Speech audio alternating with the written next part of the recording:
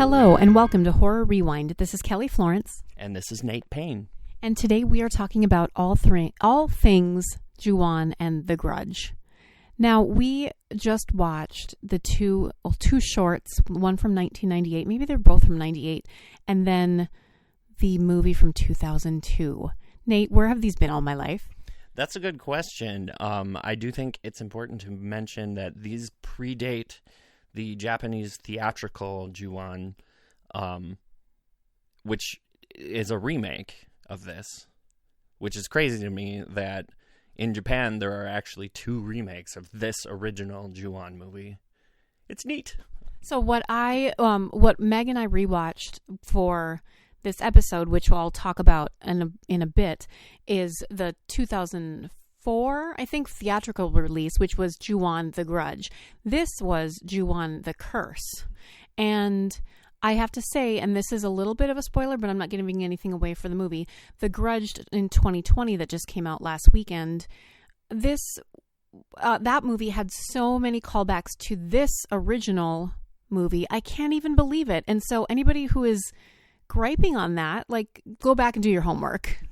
Right? I haven't seen the 2020 version, but you saying that makes me really excited to see it because I love this franchise. I have the manga and the novelization and everything, and I'm excited now. Yes, and so I already have an appreciation for it, which you'll hear at the end of this episode, but I have a new appreciation for the 2020 version now, having watched this.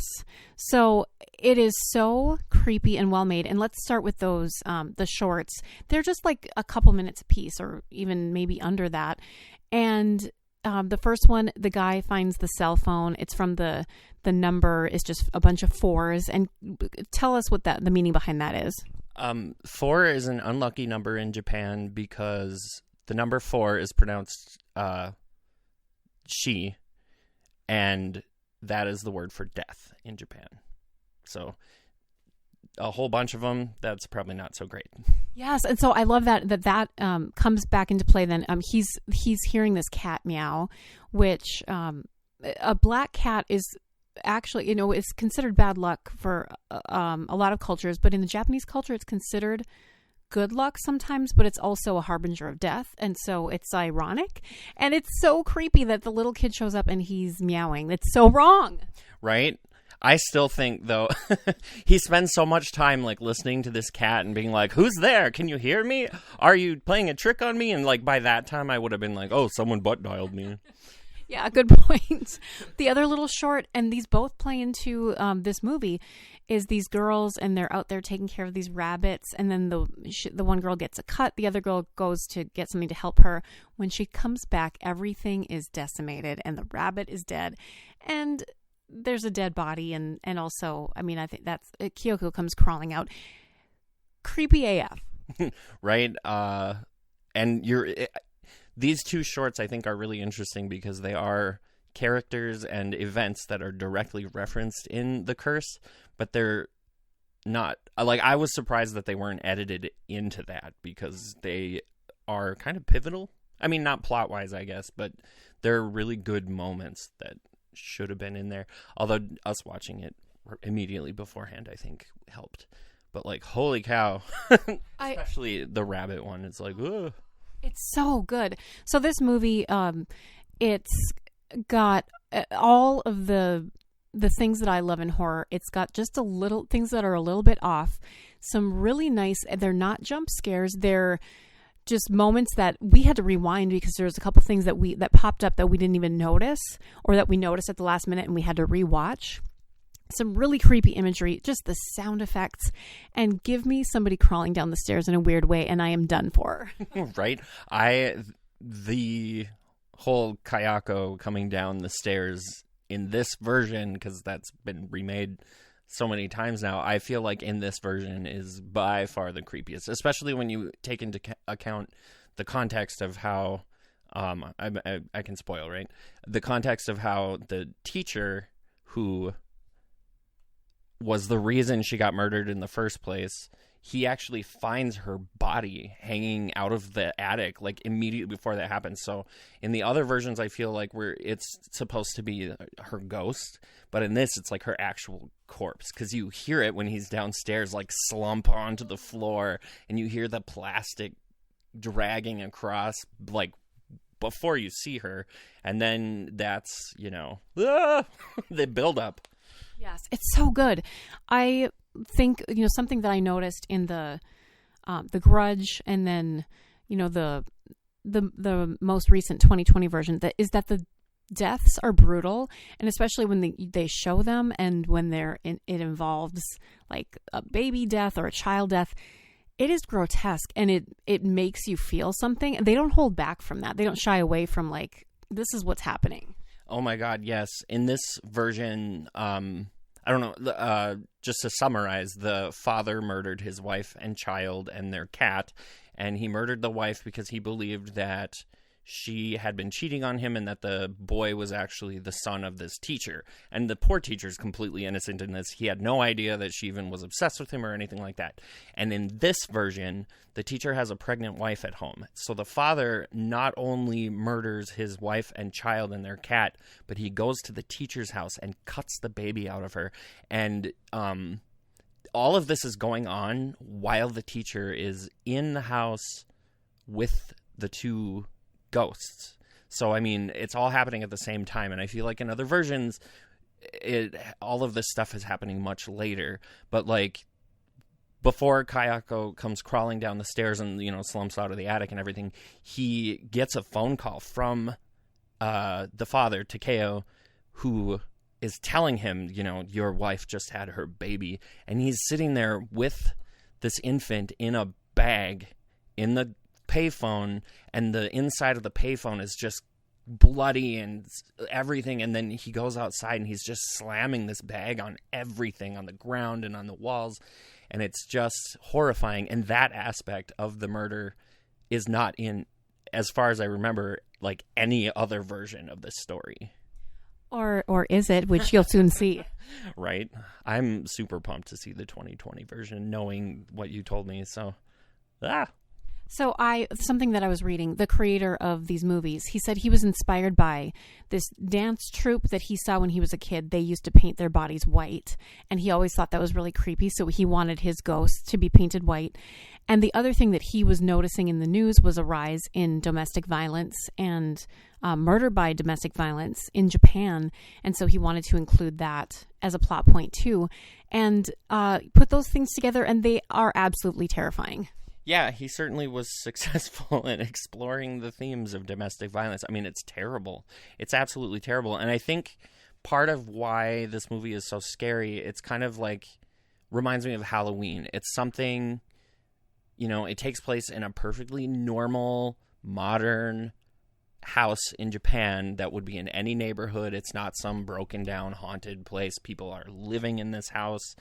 And the murder that happens is something that, if a crazy person snapped like this, I mean, there's nothing unrealistic about the circumstances surrounding the haunting, if that works. Yeah. Yeah, no, that totally makes sense. So I am blown away. I was just looking briefly at my notes for the Japanese The Grudge, and then after having just watched this, and if you put those two movies together, you get 2020 The Grudge. And I know some people are not liking it, but if you go back and rewatch these two movies, they've taken these elements and put them into an Americanized movie, and guess what? It works. So yeah,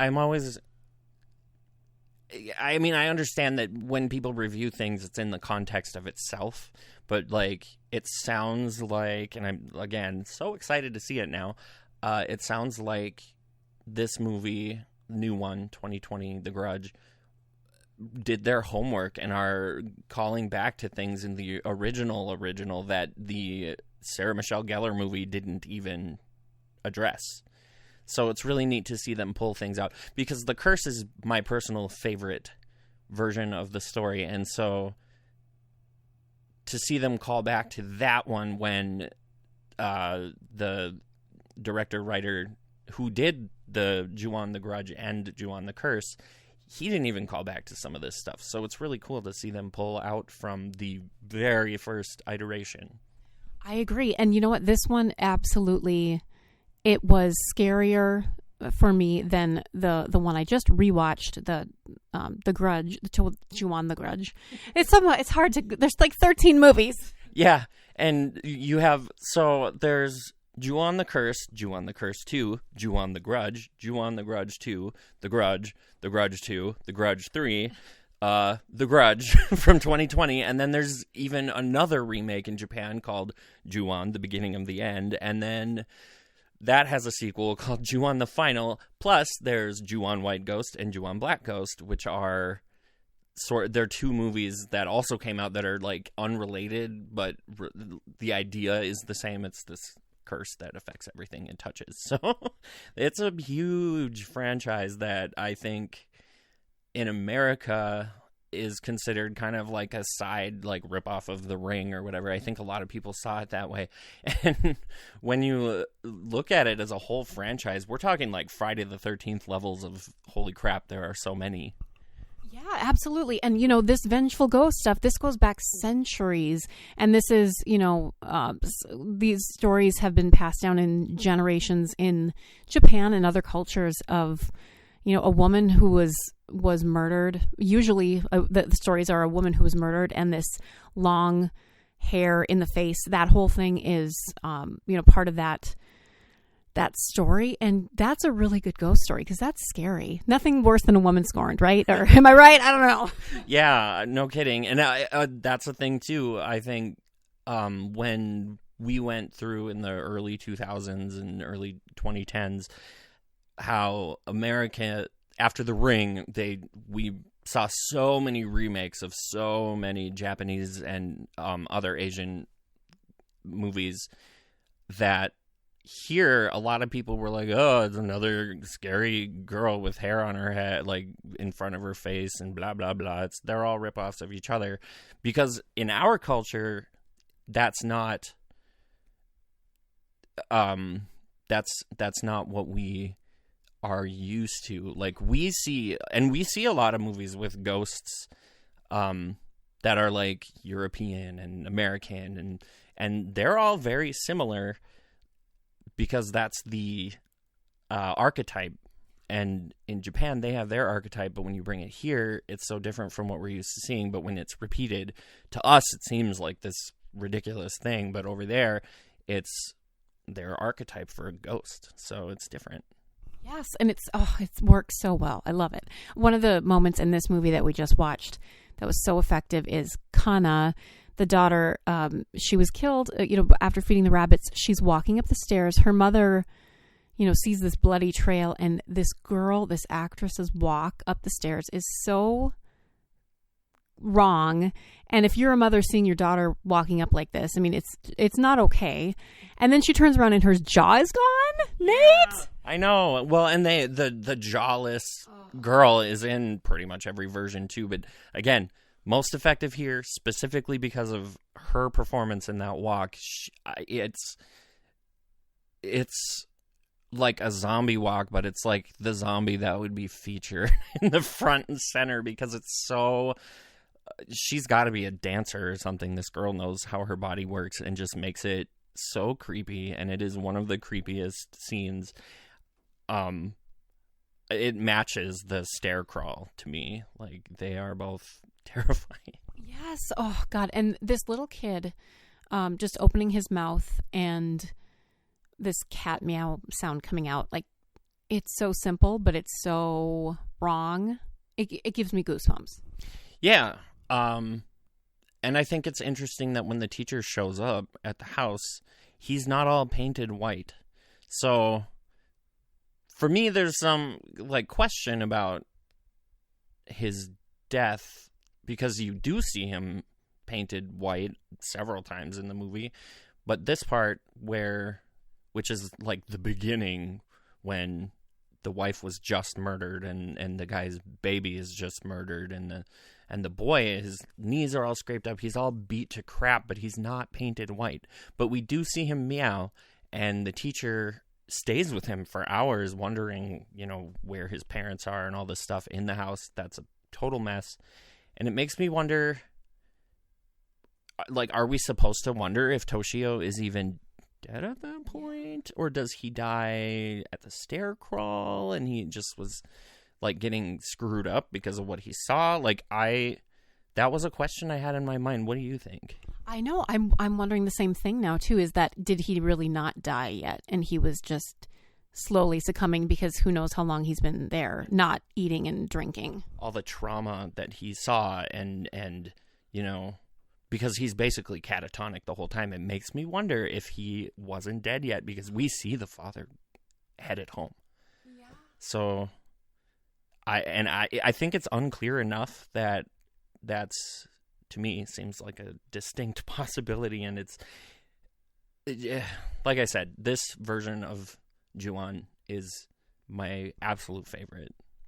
I haven't seen all of them, but of the ones that I've seen now, I have to agree. This was the scariest. It made me feel the most, and I'm so impressed because those two little shorts and then this, that's what he made, and this creator, this is some scary stuff. It's so good. Yes, and plus it was really cool to see. Oh God, I don't know her name. The girl from Kill Bill with the spinny ball chain thingies. She's in this, and she plays a really nice person, which I've seen her in a bunch of movies, and she usually plays awful roles. So it's interesting to see her as this perfectly innocent girl who she goes to the school to look for her boyfriend, and this takes place immediately after the 444 short, and she finds his bike and she finds the cell phone, and she's looking for him, and she's just outside waiting all nice, and the night person locking up shows up at the door, and she's like, "Have you seen my boyfriend?" And this lady's like, "No, the whole school is empty." And she's like, "Oh, well, all his stuff is here. I'm not sure. He must be in school somewhere." And she's like, "Fine, get in here. I'm telling your teacher." And it's like, why is she in so much trouble just for quietly waiting outside? I know. And then she says, "Don't leave until, you find him," or whatever. And so she's stuck there waiting to get murdered, basically, because she doesn't want to break any rules. Right? And then, of course, the cell phone she found rings, and that number, 44444, and she's hiding under this desk, and that scene is quite effective too. So the number, the phone is ringing, and she reaches up, and there's already been running around her with these bare feet, but when she reaches up to try to grab the phone and she grabs a foot instead, the back of somebody's ankle, I can't even imagine. Right? It's terrifying. And she's under the desk, and it's shaking like crazy, and this poor girl just trying to be in front of the school, hoping her boyfriend's there, and oh, that's the thing, man. The Kayako, the whole grudge, how it just affects everyone who goes in the house, and people who even just come in contact with those people, and it's a lot. Oh, it's so good. Speaking of touching that foot, there's nothing scarier to me, and I'm a person who is blind without my glasses, so I don't know if you're like this at night, but if you imagine reaching for something at night, on your nightstand, and you're reaching for your phone or your glasses, and what if you felt a foot or a hand where it shouldn't be? I would bolt so fast. I would probably go into cardiac arrest. That would be not okay. It's a simple thing, but it's so scary. Well, okay, anything else you want to say about this movie or the other movies, or should we rank this?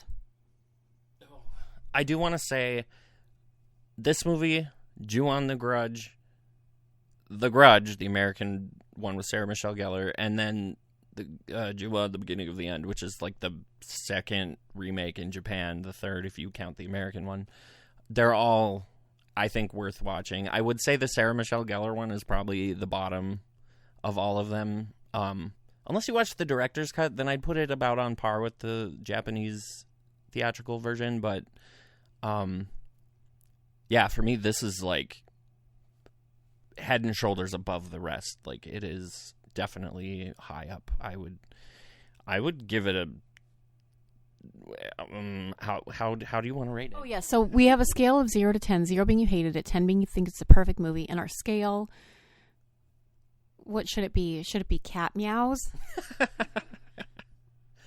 Or those fat cat statues? Oh my god, that's one of my favorite parts. To explain that, the second family who lives in the house after the initial murders, it's the girl who gets her jaw ripped off and her friend are hanging out in her bedroom, like doing homework or whatever, and the girl is like terrified of cats, the friend, and the one who lives in the house has all these ridiculous cat statues, and they're all like super fat, and there's a whole, like, the beginning of the scene is her friend just like turning them away from her. She's like, I can't look at them. So yeah, I like that. Okay, so how many fat cat statues do you give Juon The Curse? I'm giving it a 10, just because if you look at it in the context of the time and the fact that it's shot on video, this guy, I'm curious as to what the budget must have been, because it had to have been incredibly low. Like, I feel like we could make a movie like this and it's effective, so it makes me believe it could be done. I am also giving it 10 out of 10 fat cat statues. I think this is a perfect horror movie. I mean, what else do you need? And so I'm going to, on the same scale, even though it doesn't make sense, I'm also going to rank Juon The Grudge, which I rewatched recently. I'm going to give that one a 7 compared to this. I think it's good, but this one really blew it out of the water for me. Can you rank that one, do you think, on memory? I would say the same thing. I've watched it pretty recently. When Rings... which, oh my god, when that movie came out, I kind of dove back into all this J-horror and, well, Asian horror in general, and I watched a ton of them again. That's why I had this movie, and I would agree with that. I also would definitely recommend, there's a novelization that combines things from Juon The Grudge and from Juon The Curse kind of into one cohesive story, and that is definitely worth reading. It's good. Awesome. Okay, now you're going to listen to Meg's thoughts on Juon The Grudge, and then we're going to talk about The Grudge 2020. There's so many, Nate. Okay, so stay tuned. Hey Rewinders, Meg here, and I'm going to be talking about Juon The Grudge, the original Japanese film, as well as the newest remake starring John Cho and Betty Gilpin and several other recognizable actors. So I'm going to be kind of talking about both of them, and I'll be talking obviously spoilery, so hopefully you've seen them both. Now, Juon The Grudge, the Japanese original, is a classic, right? I mean, it's well known as sort of one of the most famous J-horror films. It was made into an American film starring Sarah Michelle Gellar, which I have to go back and rewatch. I don't really remember it really standing out to me at all, that particular movie. But I do remember watching the original Juon and feeling creeped out and having some really memorable scenes. So I know that the one that just came out did not get good reviews. And I do see after watching it why people maybe didn't gravitate toward it, especially if you are going to a movie to kind of have like a Black Christmas vibe or like more of a slasher fun time. It's not that movie. It kind of made me think of The Ring a little bit in the way that it had this sort of gothic atmosphere and this sort of saturated color tones and really serious dialogue. I mean, there are not a lot of jokes, but that is sort of keeping in line with the original Juon. That movie is not, the most like fun, hearty horror horror comedy or anything. It's very serious. It moves slow at times. It's atmospheric. And so, in defense of the remake, I thought that they really captured that sort of gothic atmosphere. And I like those kind of movies. Sometimes, you have to sort of appreciate the beauty of the shot and sort of the unsettling feeling rather than the jump out scare. So, a couple things that they sort of took from the original Juon. One thing that stands out is the peekaboo moment. That in the original is super creepy when the grandpa is playing peekaboo with the ghost, because there's something sort of like sweet and innocent about it. And that's done again in this film with all of a sudden her name escapes me, but the iconic actress who's been in everything from like Something About Mary to the Insidious series. She is very much a creepy character in this new one. What else? There's so much to say about the original. I'll start there. I think what really effectively made Juon scary was the use of sound, the use of everyday items. Again, like the ring, the TV is used. The bed is used, where we're supposed to feel safe, and Juon's in there under the covers with you. That's creepy AF. Also, this idea of the social worker coming into the house. And, you have to imagine what social workers find on a daily basis is probably scarier than Juon. It's sort of like, I don't know, sobering to see that grandma there. She's been left alone by these people who have now died, and it's not a good situation. And I think that's a really sort of effective use of character. And I don't know, I mean, how many movies do social workers star in? So that's kind of cool. And again, in the remake, it starts out with a social worker who's over in Japan, so they connect it. They have the movie take place in that same time period, which is kind of interesting because they very much connect it to the original Juon. There's that really scary moment at the very beginning of the new movie, and we went to go see it with our husbands, Kelly and I, and that was the moment that really scared Luke the most. He put his hand up in front of his face because they kind of just showed Juon right away, and you're kind of not expecting it in that second, right after they show kind of the writhing trash bag. So that was fun. But I will say the problem is, and I always kind of use this as sort of a marker of a good horror film, is for the rest of the movie he really didn't cover his face. So that is sort of a sign. I think that was kind of the main problem with the new one. It's not as scary as the original, and they really did a good job of finding really great actors. I absolutely love like the backstories in the new one. They're all sort of sad and dramatic, which I kind of like as a writer, I guess. I loved the sort of John Cho storyline. It's really sad. And they went there, they killed a pregnant woman, which I don't know, you don't see very often in horror films. I'd like to do some research on that. I don't think that's something that happens very often. So going back to the original movie, they did a really good job of the sort of the crawling, the hair, the things that have become sort of iconic J-horror moments. And I think that's where they kind of missed out on this one. They do use the little girl in the new one. And she's kind of creepy when she has her nosebleed. Again, there's a lot of like unsettling moments, but not so much scary. I think of the climax of the original Juon when she's coming down the stairs, and it's so scary.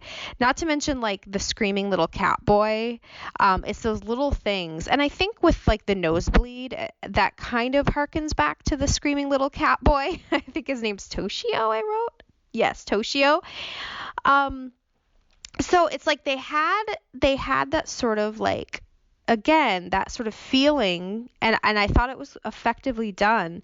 But at the end of the day, just watch the original is what I would say, no matter how cute John Cho is. So this whole idea of like a modern dwelling being, a haunted house is not new. I mean, it goes back centuries, right? And I think it's so cool in the original how it's this extremely modern house, yet here is this sort of curse that not only lives in the house, but it also spreads out. And I think they did that really well with the new one, where it was like, here's this house. It was not as modern. It definitely felt more like a haunted house, just looking at the sort of furniture and the feel of the inside. Yet it can spread outward. And, they show that with people dying who've only stepped into the house, and they sort of bring the curse with them. Of course, the ending, our main character, she ends up, not being able to escape the curse, sort of like Final Destination style. So it's sort of like a great take on it because it's a little different. It's not the same ghost story. And I appreciate that in both movies. But I think that one thing I said right away when I came out of the new movie was Guy Juon's, and I'm just calling them Juons, for quick reference. Guy Juons are not as scary. I definitely thought the little girl and the mom were way scarier. Maybe it's the hair, I don't know, but the main character is chased by the dad Juon, so to speak, and no, it just didn't work for me. Ghosts can be scary, don't get me wrong, but I think I went in the hopes of getting that crawling, getting the Juon like coming down the stairs. And maybe that's wrong. Maybe that's not what a remake is supposed to do, but I think that's what I went in, hoping for. And I think maybe that's why it didn't get the best reviews, because maybe it just didn't meet everyone's sort of expectation of what they want out of a Juon movie. But at the same time, I go back and forth because I'm like, well, they were trying something new, and I really appreciated. I thought the dialogue was written quite well. I thought the acting was very well done. Again, the atmosphere felt good, and I enjoyed that. But, I saw a review before I went to go see the new one, and I normally stay away from reviews. I really like to go into a movie like as cold as possible. But it described it as dreary and dull, and I see the point there. I definitely, would say it's not like a fun, feel-good horror movie. And the word dreary kind of came into my mind several times as I was watching it. In retrospect, I think the original has maybe a few dreary moments, but I think that the practical effects they do, which is really not much. I mean, Juon does not have a lot of makeup on. It comes down to the hair, just like in The Ring. There's these little things that are off, these sounds that humans can make. What is it about scratching that is so fucking scary? But it is. Yet I think in the new movie they relied a little bit too much on showing dead bodies. That was a really big thing they kept doing to sort of shock us, and it didn't really land very well. And I think that in the first one they really play with telephones and televisions to really prey upon our sort of sense of safety, because what do we do when we're scared? We call somebody maybe, or we put the TV on and get some sound in the house. Or we crawl under the covers, but Juon's there to greet her, so that didn't work out. So I think that the original is definitely still the best. I need to go back and watch the Sarah Michelle Gellar one. That doesn't stick out in my mind. I don't think it really had a profound effect on me, clearly. But overall, I think that the new one was not as bad as everybody sort of made it out to be. I think it has sort of a place in the horror movie community. I think that it could teach us a little something about really sort of focusing on characters and their background stories. I thought that, again, they did a really good job of that. And I love to see those sort of woven into the horror at hand. So that was a good thing. But overall, I would say skip the new one and watch Juon. There are some cheesy, dated special effects in the original, which I could do without. But, no movie's perfect, and we're horror fans, so we can put up with a little bit of cheesy CGI, especially so we can see Juon crawl down those stairs. It just still, I can see it in my mind's eye right now, and now that is scary. So why don't you go ahead and let us know what you think of the original Juon, the remake. You could even tell us your opinion about the Sarah Michelle Gellar one. Should I go back and watch it? And I hope that we do some more like this, comparing the J-horror original and the remakes, because I think it's kind of fun, and any excuse to watch some old J-horror movies that have sort of gone out of my mind, and I can go and revisit them. So let us know what you guys think of the remake and the original. So we were able to see The Grudge 2020 on opening weekend, and I have to say, first of all, when I first saw the trailer, my hopes were pretty high because I think Juon and Japanese horror ghosts are terrifying to begin with. And so I knew that I would probably be terrified during this movie. And I saw that John Cho was in it, and I love John Cho. Well, right after opening night, before we saw it, the Rotten Tomatoes were pretty low, and the audience rating, I think it got an F. The audience score as people exited. So my expectations became very low going in. So with that being said, I was pleasantly surprised. Mark, what were your thoughts about The Grudge? I heard a review of it on the radio on Friday morning. And yeah, it was all negative. So like you said, very little expectation going in. But I wasn't like great or anything, but I enjoyed it. Yeah, I did too. I think it had a really good structure, like the bones of the story and, the making of the movie. It was all really solid. They had some great actors. The lead woman, did you write down the actress's name? I did not. Well, we knew that we recognized her, and the thing that I've watched her most recently in was her episode of Black Mirror, and it's the one with the robot pizza delivery, and then she, witnesses the aftermath, and then they have to go into her memories. I won't give the plot of that away because it's so good. You have to watch it for yourself. But she was really legit. Her partner, the cop, he was on that TV show The Bridge, which we watched. Yeah, that was a pretty good show. I watched the first season or whatever, the only season. And that guy just smoked a ton. Like, every scene he was smoking. As soon as he was done with a cigarette, he'd just light up a new one. He had a lot of stress in his life because he knew what happened to his former partner, and he did not want to step foot in that house. And so, speaking of his former partner, another solid actor, William Sadler, who was in Demon Knight, and he was in Shawshank. And my goodness, what happened to him and what his partner had to live through. Like, he tried to die by suicide, but it didn't work. And like, holy crap. Oh, I should mention here, we're getting into spoilers now for The Grudge 2020. The scene where she went to interview him, he was in a mental hospital, and she interviewed him about it, and he's like, "Oh, you in the house, didn't you?" And he's like, "The only thing we can do is tear out our eyes." And you think he's kind of just saying that, but then she leaves, and he actually does it. Yeah, that was disgusting. So that was good. I think they did a really good job, giving the backstories of the characters.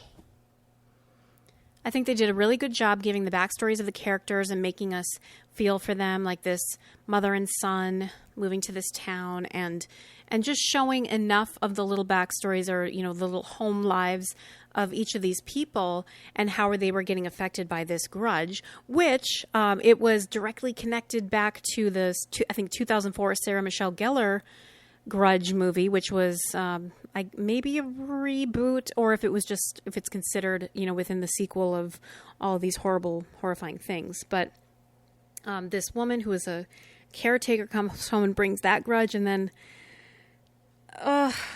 goodness! And how about this this older lady and the husband tries to get the assisted suicide, and this woman, Jackie Weaver, plays this woman who's going to help them, do the assisted suicide. And man, that was a tough house to be in. Yeah, the lady who was sick was I don't know her name, but she was the landlord from the movie Kingpin, who Woody Harrelson has to find creative ways to pay his rent with.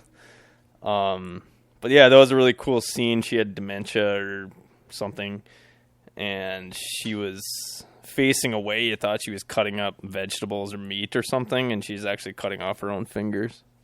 Yeah, it was really well done. And of course, they think she's crazy and she's just talking to herself, but she really does see the ghost of the little girl.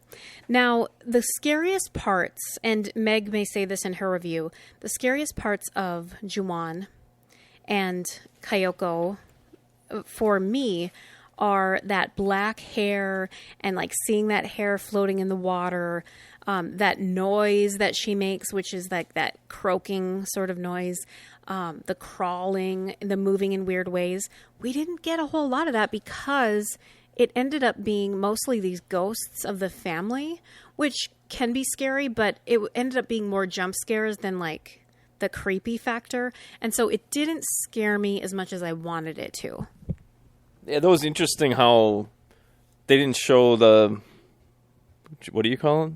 Juon? Yeah, they didn't show the Juon much. It was usually her portraying somebody else who had been killed or some other like psychological thing that could affect that specific person. So I thought that was pretty interesting how they chose not to just use her the whole time. And like the John Cho, did he go up to the bathtub and see the little girl in there? So that was pretty scary.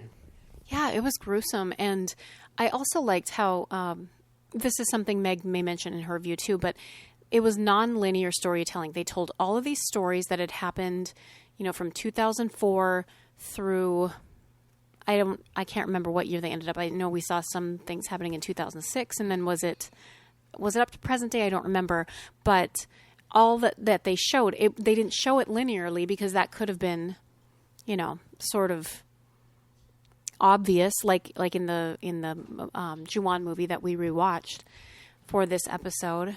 But instead, we're just getting bits and pieces and how things were revealed. And like, for example, the old lady with her fingers cut off was revealed right away, and not until later did we realize that she did that to herself. And the caretaker who was supposed to assist with the suicide, at the very beginning, they showed this body in like the woods in a car. It was all like, I don't know, like mummified almost. And that ended up being her, but you didn't know it at the time. And then you see her later and you're like, oh, we know what's going to happen to her. And then she runs out of the house when all the stuff's going down and starts driving. And then it's like, okay, this is not going to end well. Yeah, I think they did a good job with that structure. I think it was more interesting than if they had told it in order and just gave us bits and pieces and hints along the way. The acting was great. I think visually it was very well done. I just wish we could have gotten more Kayoko, the ghost, and the thing that was the scariest to me in the original movie. I thought the scene in the basement of the police station was pretty cool. She was listening to that guy's partner's tapes. She thought she saw something, so she went back and reviewed the surveillance video, and she saw the guy who had been killed like coming out of the door. And then this other cop came down. She's like, yeah, I gotta show you this. And she showed him, and then it wasn't on there. So I thought that was kind of cool. It was good because she saw it with her own eyes, and then when there was a witness there, it didn't exist anymore. And so, believing that maybe you're losing your own mind because of this, or, the ghost is messing with you, like that's not okay. Yeah, and she also started smoking again, so just like her partner. Gosh, what would it take for you to start smoking again? Like, what sort of ghost or, stressor would you have to experience in life? I don't know. I don't know. Probably not too much. Just kidding. Oh, no. Well, I hope you don't ever see a ghost and you start smoking again. I thought the end, climax scene was cool when she's like, okay, this house is the evil being and the holder of this curse, so I'm going to burn it down. I'm going to, that will kill the Juon. And then her son is waiting out in the car, and everyone knows if you enter that house, you're basically done for. So she's pouring gas everywhere, and then all of a sudden her kid walks in, and it's just like, oh no, this is the worst. But she has to have the faith in herself and her belief that this is the Juon playing a trick on her. So she douses it with gas, and I think she throws the match at it. So it's like she's basically throwing the light or whatever at her own son to burn down this house. And the way that she discovered that it wasn't him is because they had this thing back and forth of what do we do when we're scared? We close our eyes and count to 5. And he didn't answer when she said, what do we do when we're scared? So she knew it wasn't him. And literally, I think the night before, I had this dream, and I knew nothing about this scene, but I had this dream that our children in real life, this was in the dream, our children were possessed by aliens, and their pupils just had taken over their entire eyes. Their eyes were all black. And I knew that it wasn't them. So I asked them questions in order to prove to myself that it wasn't them. And so I'm like, oh, Vienna, do you want to go play with the cat in your bedroom? And she's like, yes, I love playing with my cat, mother, or whatever. And we don't have a cat. And she always says, I wish we could get a cat, but we can't because Dad's allergic. And so it was super creepy. It was a super creepy dream. And then to have something very similar in this movie, it was like, holy crap, this is so strange. Yeah, and what did we say Campbell's was going to be? Well, in my dream, I said, is math still your best subject in school? And it's not his best subject. And he's like, yes, I'm still great at math. And I'm like, oh, no, it's not him. So what would our tells or our, safe questions be for each other? You got to have one in case because this is a very, very possible thing that could happen. Well, you could ask me if something that I definitely don't like. If you still like John Malkovich? Oh, yeah. I'm not. I mean, he's a brilliant actor, but I'm creeped out by him. So that would be good. What would yours be? Oh, Mark, did you still give up golf? You're not going to golf anymore? And you'd be like, yes, I'm never golfing again. And be like, okay, this guy's a fake. Yes, honey, I want to spend all my time at home and never golf. Just kidding. Oh, we're going to have to think of better questions because otherwise it just is going to come off as sarcastic. Those are too easy. Yeah, they need to be a little more complicated than that. What other thoughts do you have about the movie? So it was sort of like a twist at the end. You thought she burned down the house and that kind of, should have ended it. But then they cut to her at home getting her kid ready for school. You think everything's fine. She's giving him a hug and talking to him. And then he leaves the room, and all of a sudden her son... Oh, she's holding on to him. She's hugging him, and then behind her son says goodbye. Oh, sorry. Yeah, so, I mean, she's hugging the Juon, so it's just now this thing just moved to her house, so that was kind of a depressing ending to it all. Oh, it's not over. And there's so many of these movies. Nate and I are going to talk about that, or we already have, depending on the order of this episode. There's so many of these movies, and I find, particularly things that move creepily so unsettling, and that noise, my goodness. Yeah, and then after that scene where they reveal that it's probably her house, that's the whatever now.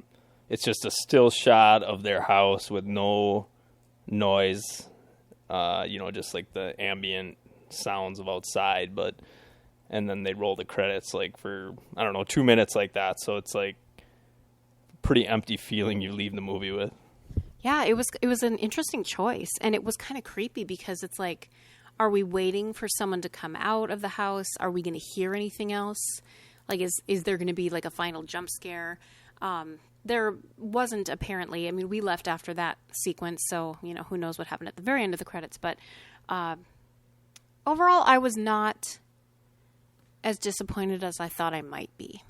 Wow, that's a strong endorsement.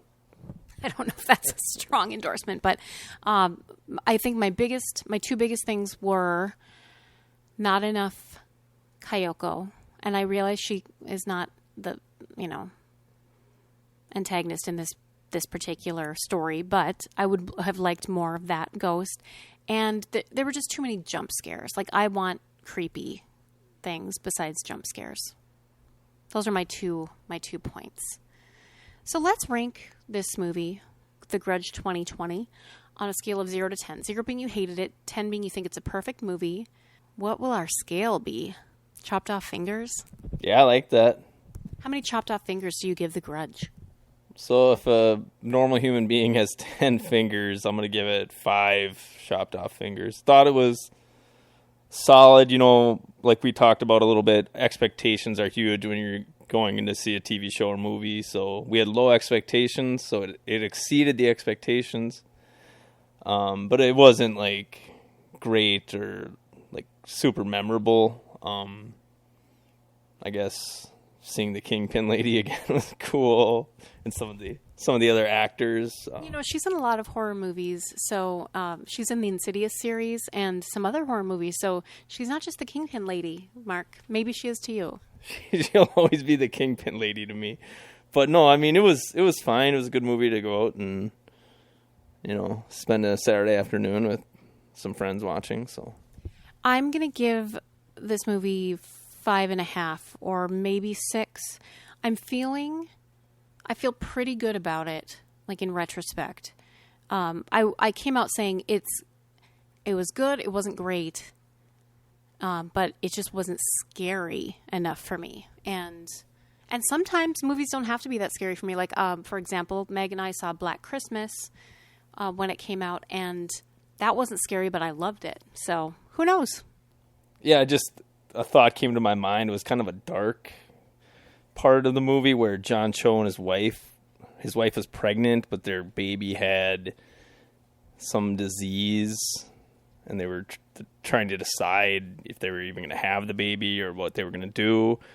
And then, of course, or he gets cursed, and then she decides she wants to have the baby, but then he comes home and like murders her and like cuts the baby out. So I thought that was a little dark and maybe unneeded. Maybe, I don't know.